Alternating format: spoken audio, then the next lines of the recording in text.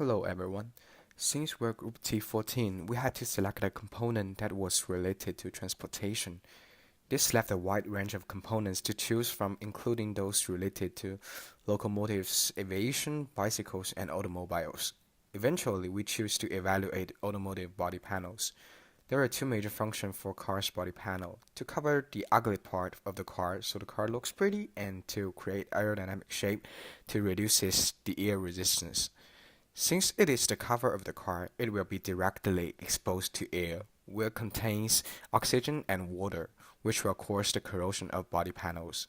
Also, they will endure various mechanical loads such as aerodynamic forces, structural loads, and impact loads caused by collisions. Due to impact loads as well as stones being thrown by other cars or dirt roads, fine scratches on paint are inevitable, which will cause the material of body panel to be exposed to air directly and speed up the corrosion. Therefore, we designed our product to have proper strength and stiffness through strengthening. Also, coating is taken in order to mitigate corrosion of body panel.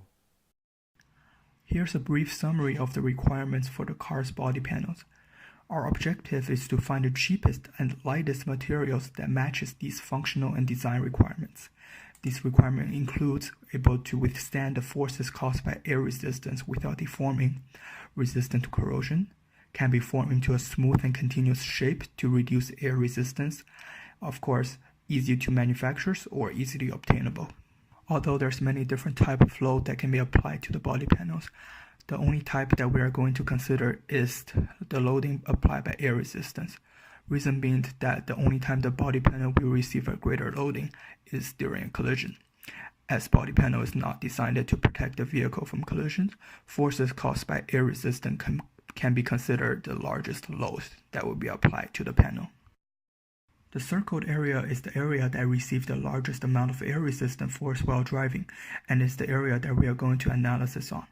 In order to simplify the loading situation, we made three assumptions. 1. The selected area undergo the loading scenario shown in the picture. 2. All body panels are connected together and will react to the load together. 3. The body panels uses the same type of material throughout. By analyzing the loading situation and some algebra, we created two MPI that can help us to determine the target material. Enter the MPI into CES, we obtained these graphs. In order to find the desired material from all listed material in CES, we need to assign values or restrictions to the following variables: the dimension of the piece, the density of the piece, mass of the body panel, and air resistant force. The dimension of the piece will be the average dimension of a normal passenger car. The density of the piece will be the density of aluminum, since by research the aluminum is the best option currently for cars, and we will use it as a reference. The mass of the body panel will be calculated by the volume times the densities, and the air resistant force will be calculated by the air resistant force formula, assuming the car is running at max speed of 200 km per hour. After some calculation, we find out the material yield strength must be greater or equal to 300 megapascal, and the Young's modulus of the materials must be greater or equal to 40 gigapascal. After some further analysis on the price and the processability of forming smooth and continuous shape, we decided to choose 5086 H38 aluminum alloy as the material to manufacture the body panels. Because this material is the cheapest material that matches all the desired mechanical properties and processing properties. Although we cannot determine whether or not this alloy is the exact same alloy used in the picture, but we do know that it is one of the most commonly used alloy for body panel in the automotive industry. Now that we have determined which alloy will be used, let's discuss what the alloy identification means. There are two parts to the identification: 5086 and H38. 5086 indicates an alloy in which magnesium is the principal alloying element.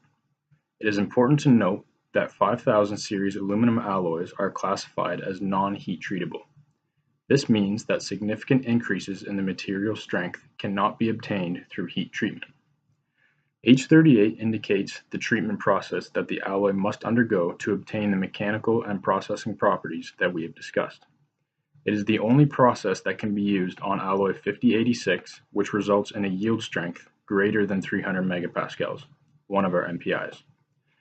H3 means the alloy must be strain hardened and stabilized, and 8 is a number on a scale from 1 to 8, which corresponds to the degree of hardening, 8 being the strongest. Strain hardening can be achieved in many ways, such as cold rolling, forging, bending, etc. Cold rolling is the most applicable method to body panels, since raw aluminum needs to be made into thin sheets in order to be deep drawn into their final shape. As mentioned before, after the aluminum undergoes strain hardening, it must be stabilized. Otherwise, the material will age soften. Age softening is the spontaneous reduction in residual stresses at room temperature that are formed during strain hardening. So, to stabilize the material, it should be baked to 350 degrees Celsius, then immediately annealed to room temperature. This will increase the ductility of the strain hardened material while preventing age softening from occurring. To summarize, before discussing finishing processes, aluminum alloy 5086-H38 was selected because of the materials that met our MPI requirements. It provided the optimal combination of cost, corrosion resistance, and manufacturability. More specifically, weldability and deep drawability, two essential manufacturing processes in the automotive body panel industry. So the first thing for corrosion mitigation is painting, which can prevent the body panels being exposed to air directly as the first layer, since it can be easily scratched from stones thrown by other cars or dirt roads. A second layer is required. As we talk about using zinc-plated coating to mitigate corrosion in Task 1, it may not work when we choose aluminum as our material instead of steel.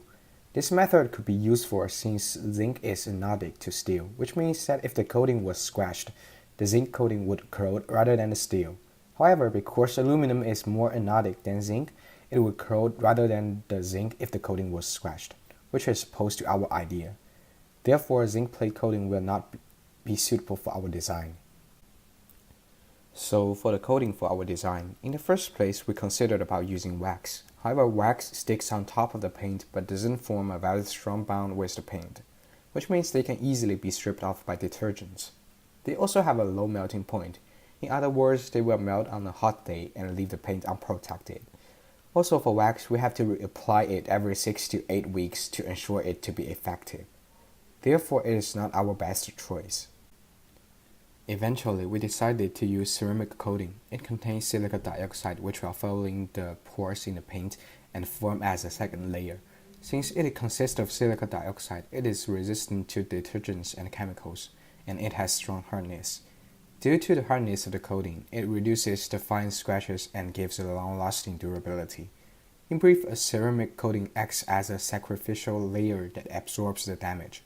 It will protect the car just like the wax or a paint sealant. But ceramic coating is much more durable and have better scratch resistance and chemical resistance. Also, the cost for ceramic coating is between $500 to $2,000 for preparation and installation, and for wax it's between $100 to $300. However, we have to apply wax every 6 to 8 weeks, while ceramic coating can last over 5 years. In other words, ceramic coating is cheaper than wax in the long run. That's all for our presentation. Thank you for listening. Please see more details in the supporting documents.